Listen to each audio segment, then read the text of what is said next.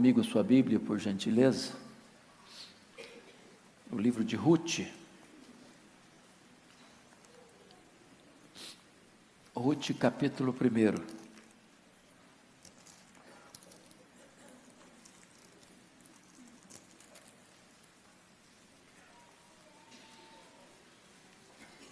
Livro de Ruth, capítulo 1. Ruth fica depois de Juízes, antes de 1 Samuel, bem lá no começo da sua Bíblia.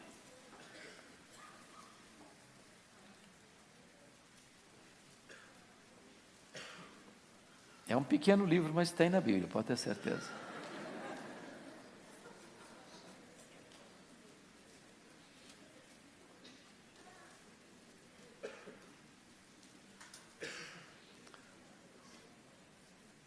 Muito bem, já que vocês demoraram a achar, não fechem. Depois da leitura, mantenham o texto aberto, por favor. Está escrito o seguinte: nos dias em que julgavam os juízes, houve fome na terra, e um homem de Belém, de Judá, saiu habitar na terra de Moabe, com sua mulher e seus 2 filhos. Este homem se chamava Elimeleque, e sua mulher, Noemi. Os filhos se chamavam Malom e Quilion, efrateus de Belém de Judá. Vieram à terra de Moabe e ficaram ali. Morreu Elimeleque, marido de Noemi, e ficou ela com os seus 2 filhos, os quais casaram com mulheres moabitas. Era o nome de uma órfã e o nome da outra Ruth. E ficaram ali quase 10 anos. Morreram também ambos, Malom e Quilion, ficando assim a mulher desamparada de seus 2 filhos e de seu marido. Então se dispôs ela com as suas noras e voltou da terra de Moabe, porquanto nesta ouviu que o Senhor se lembrara do seu povo, dando-lhe pão. Saiu, pois, ela com as suas 2 noras do lugar onde estivera, indo elas caminhando de volta para a terra de Judá. Disse-lhes Noemi: ide, voltai, cada uma à casa de sua mãe, e o Senhor use convosco de benevolência, como vós usastes com os que morreram e comigo. O Senhor vos dê que sejais felizes, cada uma em casa de seu marido. E beijou-as. Elas, porém, choraram em alta voz e lhe disseram: não, iremos contigo ao teu povo. Porém Noemi disse: voltai, minhas filhas, por que iríeis comigo? Tenho eu ainda no ventre filhos para que vos sejam por maridos? Tornai, filhas minhas, ide-vos embora, porque sou velha demais para ter marido. Ainda quando eu dissesse tenho esperança, ou ainda que esta noite tivesse marido e houvesse filhos, esperá-los ieis até que viessem a ser grandes? Abster-vos-eis de tomardes marido? Não, filhas minhas, porque por vossa causa a mim me amarga o ter o Senhor descarregado contra mim a sua mão. Então de novo choraram em alta voz. Órfã, com um beijo, se despediu de sua sogra, porém Ruth se apegou a ela. Disse Noemi: eis que tua cunhada voltou ao seu povo e aos seus deuses. Também tu volta após a tua cunhada. Disse, porém, Ruth: não me instes para que te deixe, e me obrigues a não seguir-te, porque aonde quer que fores, irei eu, e onde quer que pousares, ali pousarei eu. O teu povo é o meu povo, o teu Deus é o meu Deus. Onde quer que morreres, morrerei eu e serei sepultada. Faça-me o Senhor o que bem lhe aprouver, se outra coisa que não seja a morte me separar de ti. Vendo, pois, Noemi que de todo estava resolvida a ir com ela, deixou de insistir com ela. Então ambas se foram, até que chegaram a Belém. Sucedeu que, ao chegarem ali, toda a cidade se comoveu por causa delas. E as mulheres diziam: não é esta Noemi? Porém ela lhes dizia: não me chameis Noemi, que significa feliz. Chamai-me Mara, que significa amargura. Porque grande amargura me tem dado o Todo-Poderoso. Feliz, ditosa eu parti, porém o Senhor me fez voltar pobre. Por que, pois, me chamareis Noemi? visto que o Senhor se manifestou contra mim e o Todo-Poderoso me tem afligido. Assim voltou Noemi da terra de Moabe com Rute, sua nora, a Moabita, e chegaram a Belém, no princípio da cega da cevada. Amém. Eu quero meditar com vocês hoje sobre o seguinte tema: ponto não, vírgula. Ponto não, vírgula. Às vezes nós chegamos em determinadas circunstâncias na vida que nós imaginamos assim: fim de linha, ponto final, acabou. E quando as circunstâncias conspiram contra você, quando a situação fica inadministrável por você, e você se vê num beco sem saída, e não vê uma janela de escape, nem uma luz no fim do túnel, e é tentado colocar um ponto final, Deus diz para você: não, apenas uma vírgula, a vida continua. E eu ainda estou preparando coisa maior e melhor para você. Hoje eu quero trazer para esta igreja uma palavra de esperança, porque o texto que acabamos de ler, ocorre esse episódio no período dos juízes. E alguns estudiosos querem crer que esse fato tenha ocorrido no período do ataque dos midianitas, na época de Gideão, porque é o único período dos juízes que consta a Bíblia que foi um tempo de fome. Então, quando o inimigo ataca a igreja ou ataca o povo de Deus, quando há uma conspiração de fora para dentro, para tentar tirar proveito, para tentar desestabilizar, ou para tentar roubar as energias ou os recursos do povo de Deus, trazendo transtorno para o povo de Deus, mesmo que este inimigo parece que no momento está levando vantagem ou está ganhando algum round da luta, quem toca no povo de Deus, toca na menina dos olhos de Deus. Quem toca no povo de Deus, toca na própria noiva do Cordeiro. E na verdade, mesmo quando a situação chega a ponto de você dizer, não temos mais saída, e somos tentados a botar um ponto final, Deus nos dá uma ordem: coloque apenas uma vírgula, porque a sentença continua, porque a história continua, porque eu estou no controle, e eu sou poderoso para reverter essa situação. Então eu gostaria que você olhasse comigo o que acontece a essa família. Nós estamos ainda tratando hoje de família, e é uma família que é alcançada pela crise, é uma família aquinhoada, com bens materiais, com segurança financeira, com propriedades. Entretanto, esta família, assim como toda a nação, é atingida por uma crise dupla, porque é um tempo de fome, e tudo nos faz crer que nesse período, ou era uma severa seca, para uma região agropastoril que dependia da chuva, para que a terra produzisse, para que os rebanhos pudessem se multiplicar, ou então era fome, conforme esse estudioso sugere, ou alguns sugerem, que vem um ataque estrangeiro, que saqueia as suas colheitas, que rouba os seus rebanhos, que rouba e mina e tira os seus recursos, e deixa você desprovido. É nessa conjuntura, irmãos, que essa família está enfrentando alguns dramas. Que dramas? Primeiro, confira comigo você aí no verso 1. Nos dias em que julgavam os juízes, houve fome na terra. Talvez nenhuma crise humana seja mais aguda do que fome. Graças a Deus, nem você nem eu hoje lidamos com isso. Por mais pequena que seja a sua faixa econômica, por mais limitado que seja o seu salário, ou ainda que você esteja desempregado, eu tenho plena segurança de que esse extremo nós não estamos vivendo agora. Mas a fome é cruel. Eu li um livro há algum tempo, que abençoou muito o meu coração, Em Busca de Sentido, do Viktor Frankl.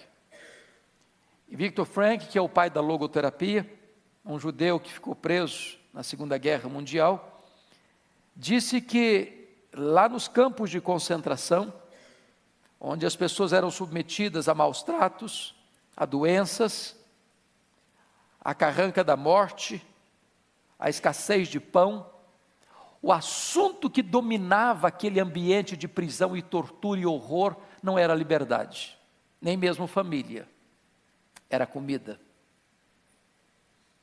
Porque quando a fome grita no seu estômago, as outras causas parecem que silenciam. Esta família está enfrentando o drama da fome. Por isso, uma crise, diríamos nós, extrema, absoluta. Mas notem comigo no verso 2, uma segunda crise, a crise da imigração, a crise do desterro. Este homem se chamava Elimeleque, sua mulher Noemi, os filhos chamavam Malom e Quilion, efrateus de Belém, de Judá, vieram à terra de Moabe, ficaram ali. Quando você é encurralado por uma crise, a sua tendência é buscar uma saída. O pastor Arival, algumas vezes desse púlpito, já alertou a igreja do perigo que é, às vezes, a crise no Brasil é grande, a crise política, a crise econômica, a crise moral, a crise institucional, e muitos irmãos nossos, e nós não queremos entrar no mérito do certo ou do errado, das oportunidades ou não, mas querem fugir da crise, ou vão para o Canadá, ou vão para os Estados Unidos, ou vão para a Inglaterra, hoje a coqueluche é Portugal, mas é a tendência de se fugir da crise. Via de regra, é mais fácil fugir do que enfrentar. É mais fácil você achar que aqui não tem jeito, aqui não tem saída, aqui não tem solução, mas isso não é só a pátria. Às vezes a pessoa acha, meu casamento não tem jeito, minha família não tem solução, a minha vida não tem jeito, a minha vida não tem solução, o problema que eu estou vivendo é maior do que eu posso resolver, então eu vou fugir. E há muitas pessoas que estão na rota da fuga, na rota da fuga. Eu não sei como é que você está, talvez hoje na rota da fuga. Mas notem comigo que nem sempre fugir na hora da crise é o mais certo a fazer. Porque Elimeleque, Malom, Quilion e Noemi saem de Belém. Em que período? Período de fome. E o que significa Belém? A casa do pão. E parece-nos que há uma contradição gritante aqui, porque não tem pão na casa do pão. Na casa do pão tem, talvez, receita de pão, mas não tem pão. Nem farelo de pão tem mais. A fome chega. E esta família larga para trás o que tem, porque quando você está com fome, às vezes você pode até, e se é escassez de pão, você pode ter dinheiro. Porque naquela época não tinha a globalização que temos hoje. Então não adianta você ter dinheiro e não ter pão para comprar. A fome chegou um momento no território de Israel, para vocês terem uma ideia, que se vendia a cabeça de um jumento por um grande valor econômico. Agora, você já viu alguém aqui no Brasil ir no açougue com a cabeça de jumento? Primeiro você não vai achar. E se achasse, você queria comprar outra coisa. Então não adianta ter dinheiro e não ter o que comprar. Nós estamos vendo hoje a realidade da Venezuela, dos supermercados vazios. E as pessoas disputando 1 quilo de arroz. Então, nesse cenário de fuga, eles começam a ter perdas. Perdas. Primeiro, perda dos bens. Tem que fugir. Não dá para carregar os bens imóveis nas costas. E eles chegam lá, diz a Bíblia, que eles enfrentam o drama da doença. Um chefe da casa, Elimeleque, adoece. Mas a doença não para, a doença não regride, a doença avança e ele chega à morte. Na busca da sobrevivência, encontram a morte. Na busca do pão, encontram o final da linha. Agora diz a Bíblia que Noemi fica viúva com 2 filhos. Mas esses 2 filhos se casam com mulheres moabitas, Orfa e Ruth. E daqui a pouquinho, a esperança se renovando, estão se casando, quem sabe vão ter filhos, a família vai crescer, a esperança vai se renovar, a vida vai sorrir de novo, e de repente os 2 moços adoecem. E não só adoecem, morrem. E agora diz a Bíblia que Noemi está velha, está viúva, está órfã dos filhos, está pobre, num país estrangeiro. E a única coisa que esta mulher tem agora são as 2 noras. Há momentos na vida, irmãos, que nós enfrentamos crises de perdas. Perdas de coisas, perdas de relacionamentos. Não perdas do supérfluo, perdas do essencial. É a hora da dor, é a hora da doença, é a hora do luto, é a hora da despedida, é a hora da saudade, é a hora da angústia que assalta o peito, que açoita a alma. Mas vejam vocês, em quarto lugar, que essa mulher agora enfrenta uma outra crise, a crise de se despedir das noras. Porque o verso de número 6, confira aí comigo, então se dispôs ela com as suas noras e voltou da terra de Moabe, porquanto nesta terra de Moabe ouviu que o Senhor se lembrara do seu povo, dando-lhe pão. Então Deus é benevolente com o povo, o seu povo, o povo de Belém, a casa do pão tem pão de novo. Noemi escuta essa notícia e ela está de volta. Mas ao estar de volta, ela precisa agora se despedir das pessoas que ela tem na vida. Agora, nota de rodapé. Nota de rodapé. Noemi, mesmo sofrida, ela investiu na vida das noras. Porque imagine você se Noemi fosse uma sogra enjoada, ranzinza, possessiva. Ao elas ficarem de luto, o que elas teriam feito? Deixado a sogra para lá. Mas elas se grudaram na sogra. E estão dispostas a romper vínculos com a família delas, com a pátria delas, com os deuses delas, com as tradições delas, para seguirem Noemi. Mas Noemi, no meio do caminho, entende que aquilo não é joia, que aquilo não é lícito, que aquilo não é bom, que aquilo não é normal. Ela não tem nada para oferecer para essas moças. Dentro da cultura delas, de Noemi, aquelas moças, para gerar filhos, precisariam se casar com irmãos, mas não tem mais irmãos. É o seguinte, olha, não tem mais jeito que eu estou velha. Ainda que eu me casasse e fosse hoje, e tivesse marido hoje, e coabitasse hoje, e engravidasse hoje, e tivesse a possibilidade de ter filhos a partir de hoje, vocês não esperariam esses meninos crescerem a ponto de poder se casar com vocês, para vocês terem filhos e perpetuar a descendência. Então ela está dizendo o seguinte, olha, investir em mim é fria. Investir em mim não dá sucesso, eu sou um campo estéril, investir em mim não vai dar resultado para vocês, então voltem, eu não tenho nada a oferecer para vocês. Muitas vezes, os rompimentos acontecem, às vezes aqueles que são perdas que nós chamamos de involuntárias. Por exemplo, ela não quis que o marido morresse, que os filhos morressem, são perdas involuntárias. Mas agora ela está tendo perdas voluntárias, ela que está pedindo para as noras voltarem para suas respectivas famílias e aos seus deuses. Agora notem comigo que nos dramas que essa mulher enfrenta, ela enfrenta um drama maior, que talvez é aquilo que mais angustia a sua alma, que é o drama da sua amargura contra Deus. O que eu acho interessante é que em momento algum o livro de Ruth atribui a crise ao diabo. Hoje as pessoas, tudo parece que atribui ao diabo, né? A pessoa fura um pneu no trânsito, é o diabo. Dá uma topada na pedra, arranca a cabeça do dedo, é o diabo. Uma enxaqueca que resolve com um analgésico é o diabo, né? Notem vocês que ela não atribui ao diabo.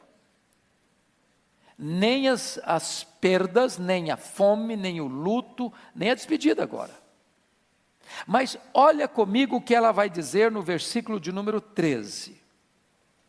Na parte B, ela diz assim: porque por vossa causa a mim me amarga o ter o Senhor descarregado contra mim a sua mão.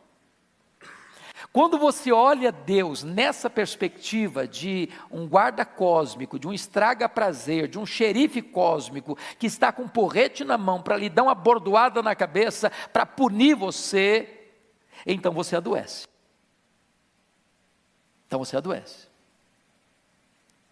Porque ela está amargurada e está dizendo: eu estou amargurada porque esse Deus descarregou a mão dele sobre a minha vida, sobre a minha casa, sobre a minha família, sobre a minha história, sobre o meu futuro. Eu estou arruinada hoje porque Deus não gosta de mim, Ele me puniu.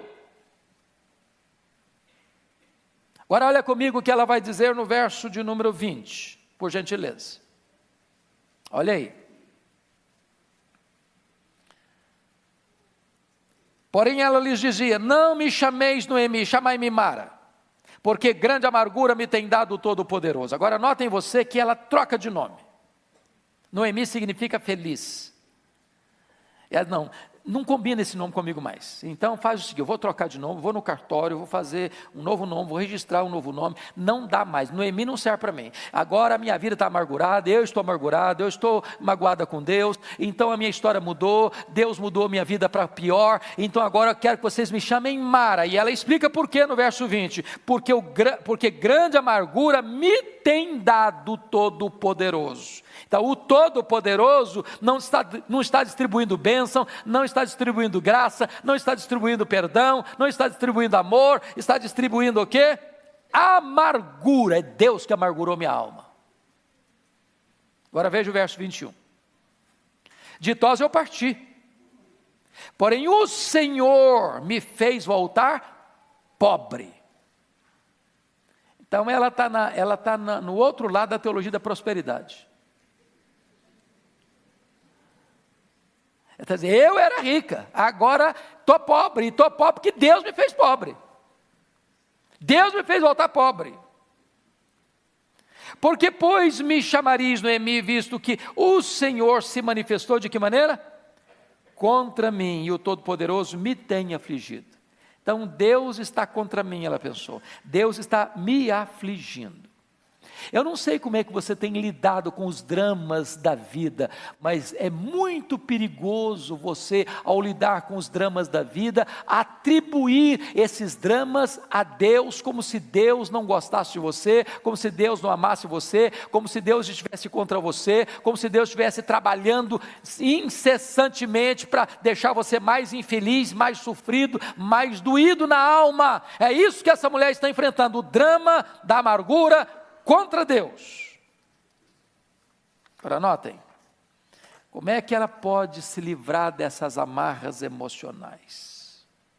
Primeiro, ponto, não, vírgula. Não bote um ponto final na sua vida. Não pense que você chegou no fundo do poço, no fim da linha. Não queira encerrar o último capítulo da sua vida, porque quem vai escrever o último capítulo da sua vida não é você, é o próprio Deus Todo-Poderoso. Então, vamos ver como é que ela precisa trabalhar isso. Em primeiro lugar, notem isso: quando a visão do todo estiver pessimista demais, tire os olhos do campo geral e começa a olhar algumas coisas boas que estão acontecendo. Você diz assim: vai tudo mal. Vai mesmo? Tem nada bom? Você bebe uma água fresquinha quando você está com sede? Você acha que isso é coisa má? Você não acha isso bom, não? Você está andando ainda? Está enxergando? Quer vender o seu par de olhos? Quanto custa? Você está ouvindo? Isso tem algum valor para você? Seu coração está batendo? Quanto vale um coração? Seu cérebro está funcionando? Quanto você acha que vale? Você tem uma casa? Para onde voltar depois do trabalho? Isso tem algum valor? Você tem alguém que espera você? Ao chegar de uma viagem, ou chegar do trabalho? Alguém abraça você? Alguém se importa com você? Você acha que isso tem algum valor? Vai tudo mal mesmo? De repente, nós ficamos tão obcecados pela crise, que tem tanto detalhe bom acontecendo na nossa vida, e nós só enxergamos a vida com os óculos escuros do pessimismo. Está muito mal, ela pensa, nada está bom, Deus me amargurou a alma, Deus descarregou a mão dele sobre mim, e ela nem percebe que tem coisa linda acontecendo ao redor dela, ela nem percebe que tem uma nora chamada Ruth, que está do lado dela, que está pronta a caminhar com ela, que está pronta a abnegar tudo por amor a ela, e de fazer uma jornada com ela, e transformar o povo dela no seu povo, Deus dela no seu Deus, e nada, absolutamente nada, a não ser a morte, separar-se dela. Você valoriza amigos? Você valoriza família? Isso tem valor para você? Então, quando você estiver reclamando demais da vida, pare um pouquinho para ver que tem coisa boa ainda acontecendo na sua história. Segundo, quando você estiver com seu coração amargurado,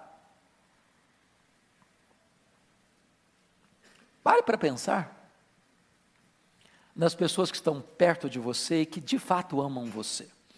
Você poderia ler comigo os versos 16 e 17? Esses versos aqui são dos versos mais lindos da Bíblia sobre amor. É uma das mais belas declarações de amor da Bíblia. E o que eu acho lindo nessa declaração de amor, que ela não é feita por um rapaz, endereçando esse elogio, essa declaração para uma moça. Não é um noivo declarando amor pela noiva. Não é uma declaração de amor do marido pela esposa. É a declaração de uma nora para uma sogra.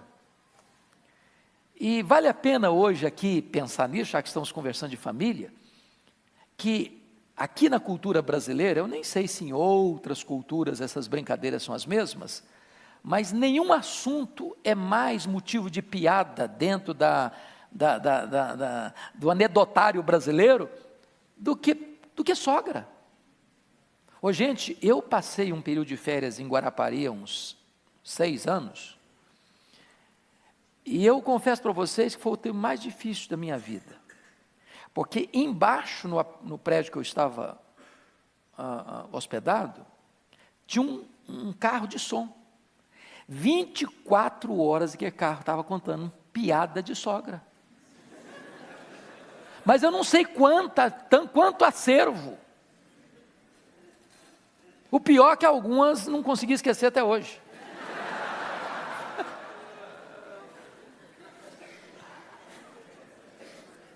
O grande drama é que isso, irmãos, entra no inconsciente. E parece que hoje não ter crise com a sogra, com a nora, é anormal. Tem que ter crise. Agora, veja você que Noemi investe, que você só colhe o que você planta. Se você planta amizade, você colhe o quê? Amizade. Se você planta amor, você colhe amor. Se você planta compreensão e companheirismo, você colhe compreensão e companheirismo. Por que essas noras estão seguindo Noemi? Porque certamente Noemi investiu na relação. Agora veja vocês a declaração, vamos ler versos 16 e 17, uníssono, voz clara, voz lúcida, voz eloquente, não dá para escutar lá fora, porque foi preparado para não escutar lá fora mesmo, mas aqui dentro a gente escuta bem, então vamos lá, 16 e 17, vamos juntos.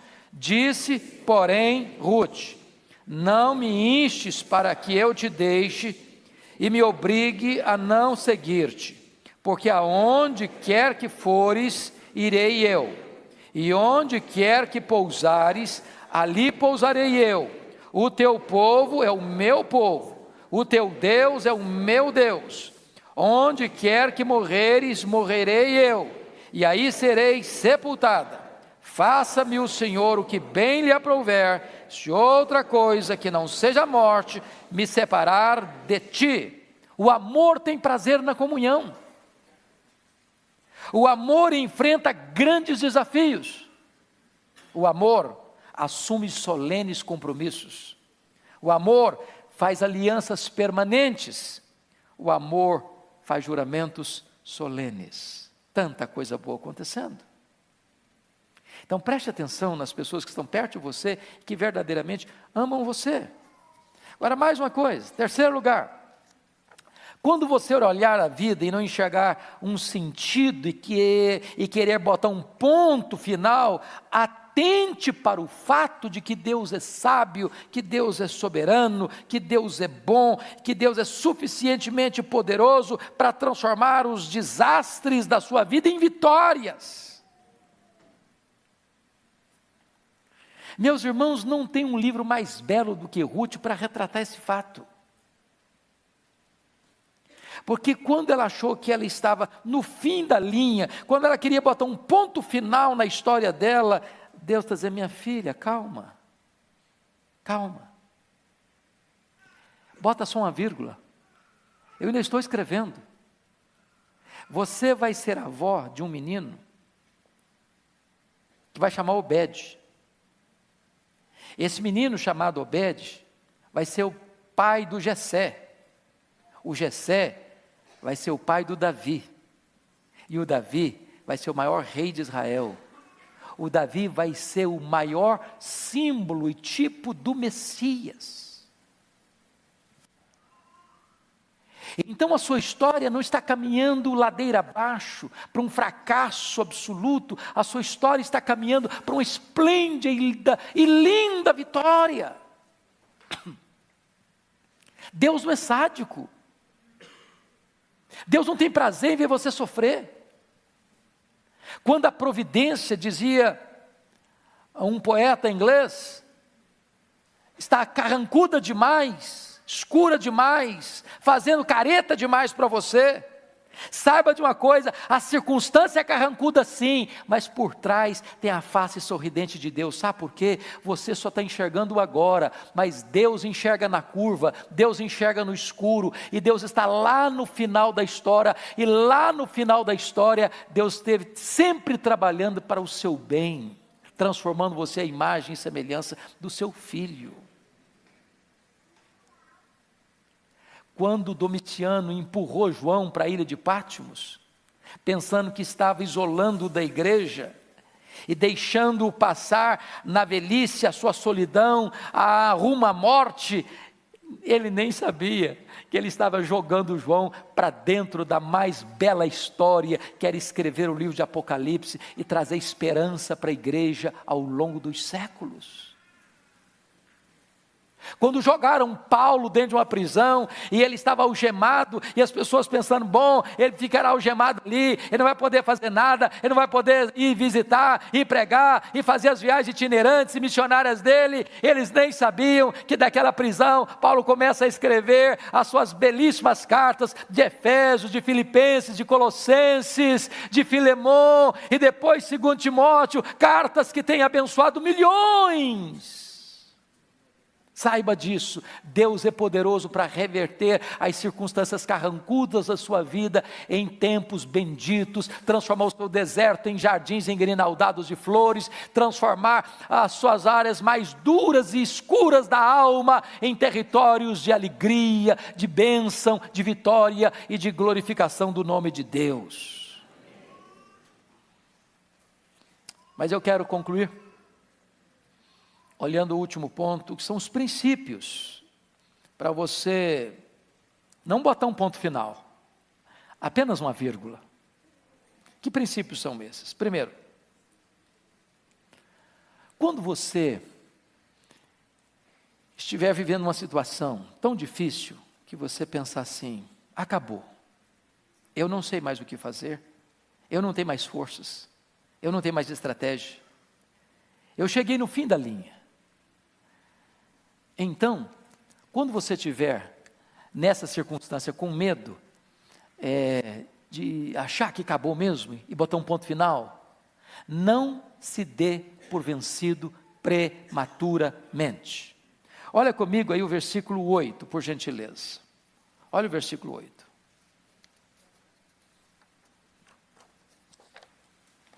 Disse-lhes Noemi: ide, voltai cada uma à casa de sua mãe. Por que que ela disse isso? Ela vai explicar o contexto. Porque dentro da cultura, aquelas meninas precisavam ter filhos. Para ter filhos dentro da família dela, essas moças tinham que casar com alguém parente delas. Era o remidor, ou dentro da lei deles, para suscitar uma descendência para os meninos que morreram. Mas ela não tem mais filhos, ela não tem mais idade de casar. E se casar e tiver filhos, também as meninas não têm condições de esperar, crescer para casar com eles, suscitar a descendência.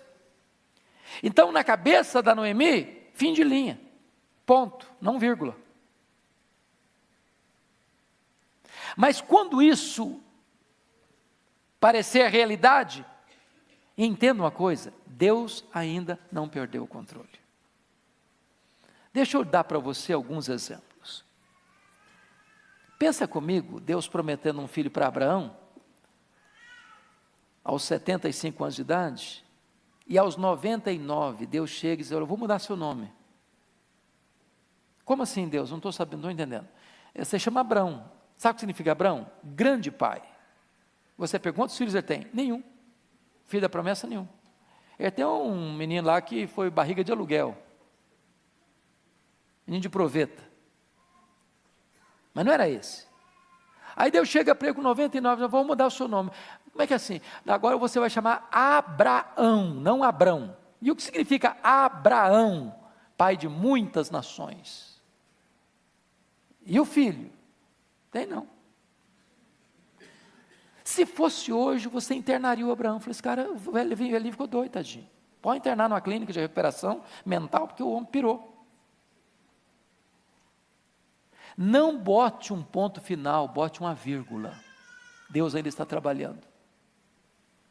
Pense comigo na história do Moisés. Moisés queria ser libertador do povo dele, tinha 40 anos. O cara assim, 40 anos naquela época, que vivia até os 120, o cara estava assim, força total.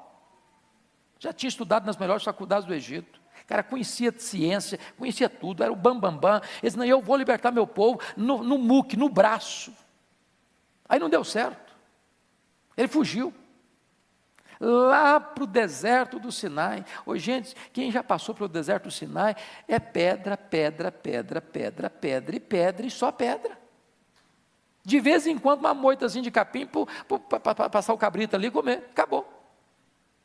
40 anos com a pele tostada, 40 anos com cheiro de ovelha, 40 anos com a mão calejada, 40 anos segurando um porrete, um cajado. Cadê o sonho? Para que estudou tanto? Para que fez faculdade? Para que fez PhD? Para que estudou tanta ciência? Para que nutriu tantos sonhos? Está aí agora com 80 já, dobrando o cabo da Boa Esperança, cheirando ovelha. Dá vontade de botar um ponto final. Não bote ponto final não, bote uma vírgula. A história de Deus não terminou na vida dele. Os 40 anos seguintes eram os mais emocionantes, quando Deus iria cumprir o seu projeto na vida dele, ser o Redentor de Israel. Pense comigo, amados irmãos, naquele homem, lá no tanque de Betesda, eram 5 pavilhões. 5 pavilhões hoje é como se fosse um hospital público, de 5 andares, mas hoje os hospitais públicos, ainda alguns têm umas camas boas, tem CTI, tem uns negócios mais bonitos. De vez em quando você pega uns corredores assim, que gente está em cima do cimento frio, nem lençol tem mais. Mas o estado era pior. Coxo, cego, aleijado. E Jesus chega lá e encontra um cidadão, 38 anos paralítico, todo atrofiado. Ninguém se importa mais com ele. Todo mundo passava por ali e disse, ponto final na sua vida. Acabou. Esperança mais. Que chance mais? Quando você é tentado botar um ponto final, bote uma vírgula, porque Deus ainda pode surpreender você. Deus pode surpreender você e mudar o cenário da sua vida.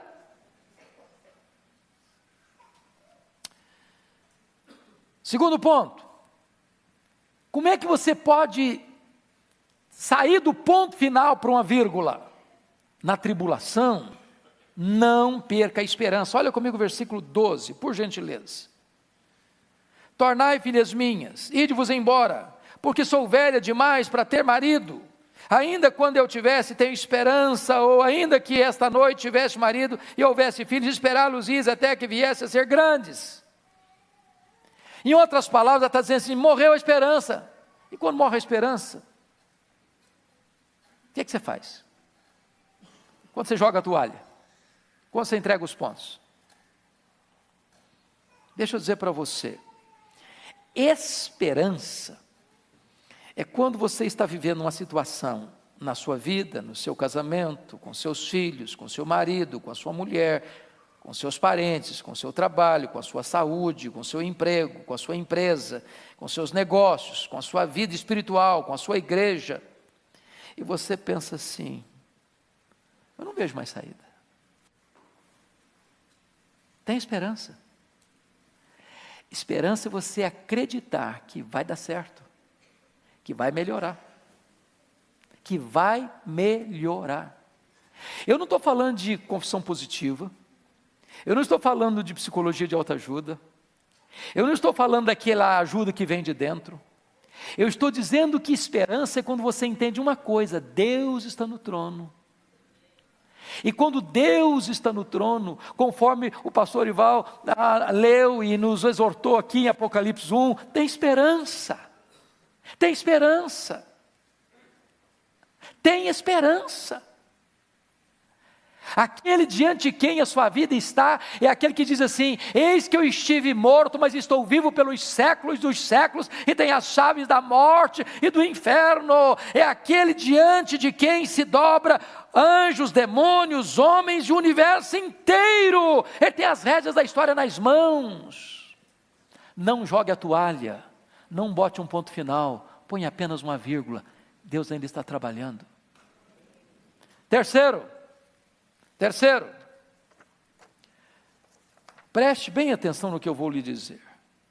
Não creia no seu coração que toda tribulação que você está passando é maldição de Deus, ou juízo de Deus sobre a sua cabeça. Olha o versículo 13 comigo, parte B. Porque por vossa causa, a mim me amarga o ter o Senhor descarregado contra mim a sua mão. Tem muita gente, irmãos, que lida com essa teologia errada. Qual é a teologia errada? É de que o amor de Deus, Ele nunca permitirá a você enfrentar situações difíceis. Se Deus me ama, eu estou blindado. Se Deus me ama, eu estou numa bolha. Se Deus me ama, eu estou numa estufa. Se Deus me ama, a vida vai ser colorida. Se Deus me ama, eu vou estar numa colônia de férias. Se Deus me ama, eu vou estar num jardim grinaldado de flores, sem nenhum espinho. Então essa teologia equivocada, que coloca amor de Deus de um lado e sofrimento de outro, e se eu estou sofrendo é porque Deus não me ama, se eu estou sofrendo é porque Deus está descarregando sobre mim a sua mão, se eu estou sofrendo é porque Deus não gosta mais de mim, ou porque Deus se esqueceu de mim, ou porque Deus está me castigando, ou porque Deus está me punindo. É uma teologia que leva você a pensar num Deus miúdo demais, pequeno demais, parecido demais com você e comigo. Deus é gracioso. Você pode ler um versículo da Bíblia comigo?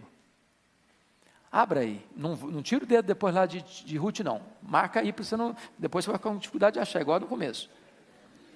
Então vai lá para Tiago comigo, Tiago 1, olha aí, e eu já vou encerrar, daqui a uns minutinhos.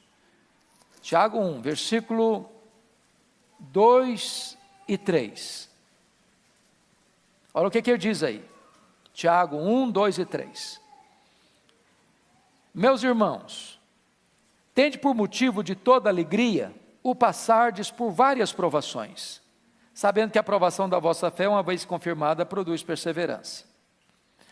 Meus irmãos, dá para entender isso aqui?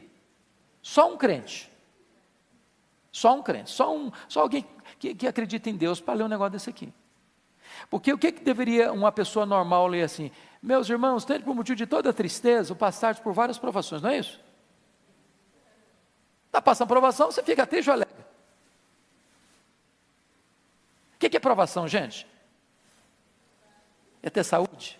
Foi no médico, o exame está perfeito. Isso é provação? Provação é você ser promovido no seu emprego? Fui provado, fui promovido. Pastor Ival foi provado, a igreja recebeu tantos membros no final do ano, fez uma festa. Que provação? Isso é provação? Provação é quando a coisa dói, é quando a coisa pega, é quando a coisa aperta, é quando você sente, é quando você chora, é quando você fica encurralado, é quando parece que você não tem saída. Isso é provação. E Tiago diz o seguinte: meus irmãos, tende por motivo não de alegria, mas de toda a alegria, o passar não por algumas, mas por várias provações. Sabem por quê, irmãos?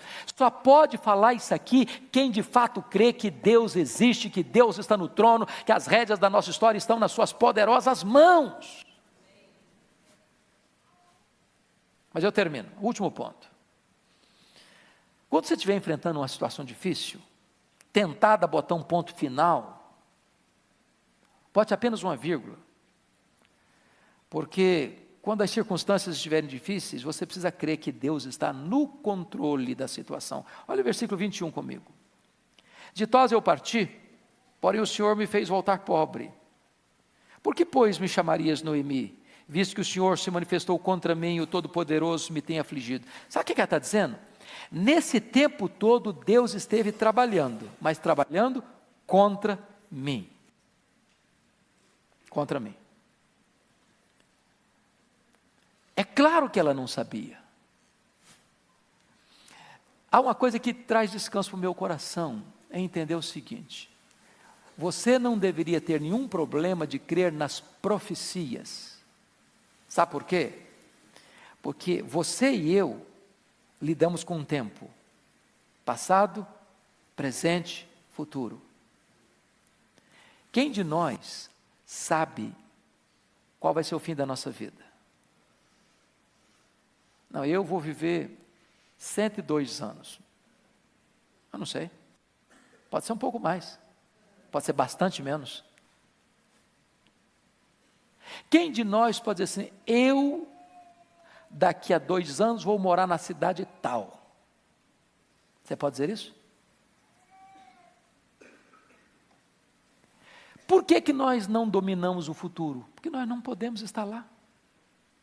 Agora, Deus não tem passado, não tem presente, não tem futuro. Para Deus, está lá atrás, está aqui, está lá no final, é a mesma coisa. Então, quando Deus dá uma profecia, para nós é aquele negócio: será que vai acontecer? Não, Deus já viu o acontecido. Ele já escreveu o fim. Ele já conhece o fim. Ele já está lá no fim. Então deixa eu dizer para você uma coisa: se você é de Deus, se você ama a Deus, a sua vida está nas mãos de Deus. Ele sempre esteve trabalhando para o seu bem. Ele já predestinou você para você ser parecido com Jesus. Esse plano não vai ser frustrado. Agora, nessa caminhada de ser transformado de glória em glória, como já foi lido aqui hoje, na imagem de Cristo, pelo Espírito Santo, o Senhor, aí, como o grande escultor divino, e como nós, como se fosse uma pedra bruta, o formão de Deus vai trabalhando, tirando lasca, tirando quina, nos limpando, nos burilando, nos transformando.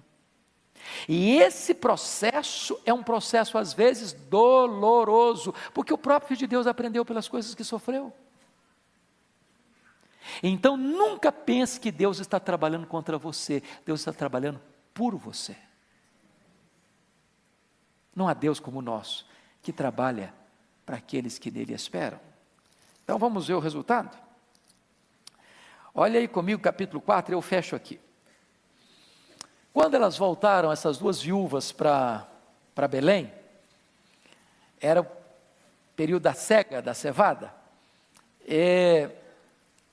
a Ruth foi ao campo para buscar algum alimento, e cruza logo com um grande fazendeiro da época, um solteirão, cara, pinta boa, gente boa, chamado Boaz. Não é que o Boaz era aparentado Elimeleque? Não era que esse Boaz seria o remidor da família? E não é que o Boaz, que não era bobo coisa nenhuma, olhou para Ruth, ela era uma mulher bonita e já se engraçou com ela? E a essas alturas, antes de Ruth chegar em Belém, chegou a fama de Ruth. Essa moça é uma mulher extraordinária. Ela cuidou do marido quando doente, cuidou da sogra, se dispôs a seguir a sogra, a amparar a sogra, a cuidar da sogra, a se dispor a viver junto com a sogra. Essa notícia que ela era uma mulher de bem, foi na frente dela. Quando o Boaz olhou para ela, bonita, valorosa, virtuosa, falou, é essa. E aí Deus começa a tramar, entre aspas, uma belíssima conspiração da providência do amor. E aí diz a Bíblia que Boaz se casa com Ruth como remidor da família para suscitar legitimamente a descendência do marido que morreu. Cara rico, importante na sociedade. Diz a Bíblia que ele coabitou, capítulo 4, verso 13, olha comigo aí. Assim tomou Boaz a Ruth e ela passou a ser sua mulher, coabitou com ela e o Senhor lhe concedeu que concebesse. Olha que coisa linda.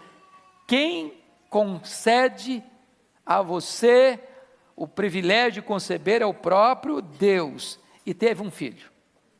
Agora pode ler o 14 comigo? Então as mulheres disseram a Noemi, seja o Senhor bendito, que não deixou hoje de te dar um neto, que será teu resgatador, e seja afamado em Israel o nome deste. Agora vamos ler o 15. Ele será restaurador da tua vida, e consolador da tua velhice, pois tua nora, que te ama, o deu à luz, e ela te é melhor do que 7 filhos. Vamos parar um pouquinho? Isso aqui é uma nora, hein? Isso aqui é uma sogra, hein? Coisa boa, hein? Olha o que Deus faz. Essa mulher que não tinha esperança, agora ela tem esperança. Agora a esperança dela é a esperança de Israel. É dessa família que achava que tinha que botar um ponto final, e Deus disse assim, bota só uma vírgula, é que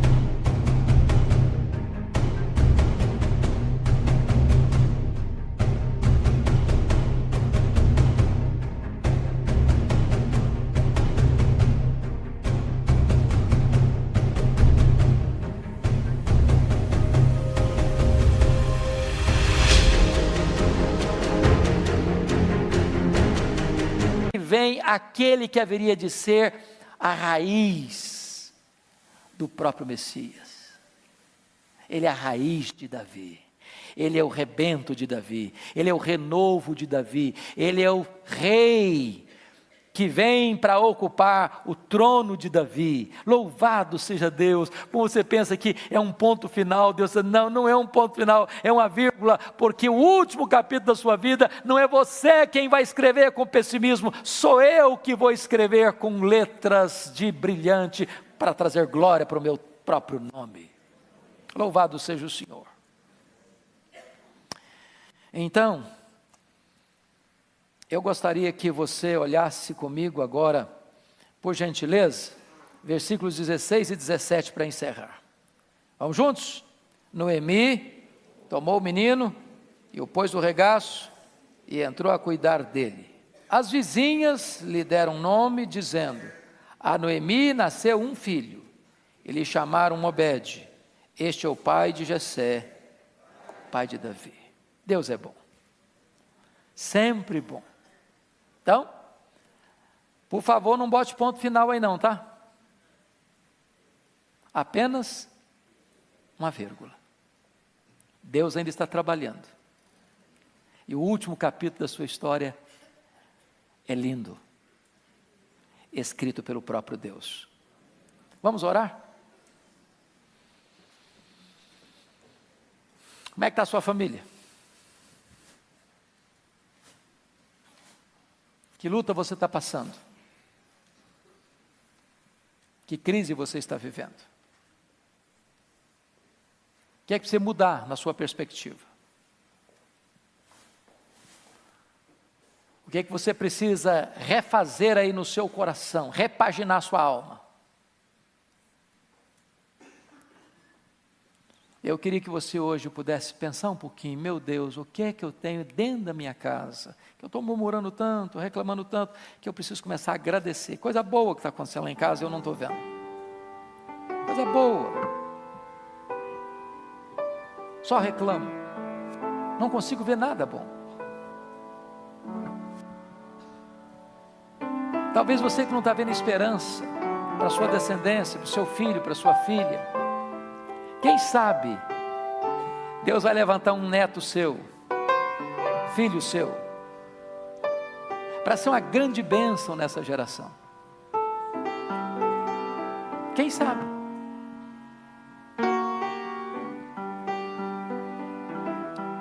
Oh, amados irmãos, a nossa família de Deus. Forever lover.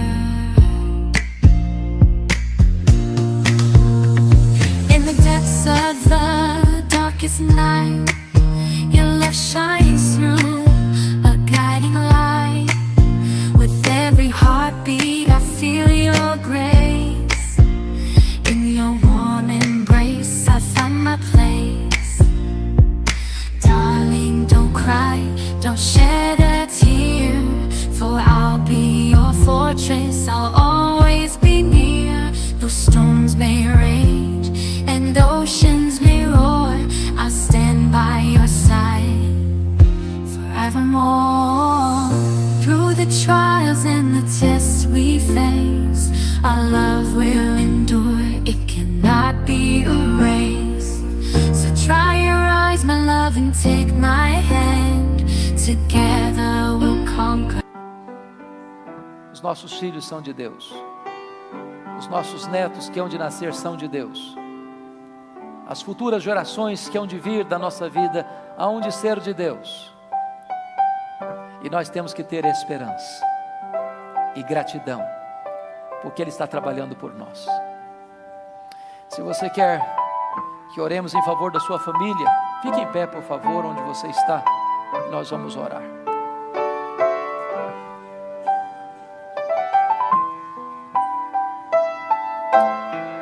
Glória ao teu nome, ó Deus, porque tu és o Deus da providência, o Deus soberano, o Deus gracioso, o Deus bom, o Deus que reverte circunstâncias difíceis, impossíveis humanamente falando, e traz glória ao teu próprio nome, abrindo uma estrada no deserto para nós, fazendo brotar água da rocha, fazendo chover maná do céu, trazendo para nós livramento, trazendo cura, trazendo providência, escrevendo uma história linda, onde nós já havíamos colocado um ponto final. Bendito é o teu nome, porque Jesus é a nossa esperança. Bendito é o teu nome, porque Ele venceu a morte. Ele tem todo o poder, Ele tem toda a autoridade nos céus e na terra. E a nossa vida não está solta ao léu, como a lasca no mar da vida. A nossa vida está segura nas mãos daquele que é o soberano Senhor dos céus e da terra. Glória ao teu nome, porque temos uma viva esperança. Glória ao teu nome, porque tu és poderoso para reverter a situação mais adversa aqui nesta noite. Se tem alguém enfermo aqui, Senhor, tu és poderoso para curar. Se tem algum casamento aqui destruído, tu és poderoso para restaurar. Se tem algum filho desviado, algum marido desviado, alguma esposa desviada, tu és poderoso para trazer de volta para o teu aprisco. Se tem alguém aqui, meu Deus, que ainda não nasceu de novo, está nas trevas, nas mãos do inimigo, tu podes libertar, tu podes perdoar, tu podes salvar, tu podes fazer novas todas as coisas. Nós apresentamos a nossa vida, a nossa casa, a nossa família nas tuas mãos, e nós não queremos pôr um ponto final, apenas uma vírgula, sabendo que tu estás escrevendo ainda uma linda história e há de concluí-la para a glória do teu nome, em nome de Jesus. Aleluia. Amém. Amém.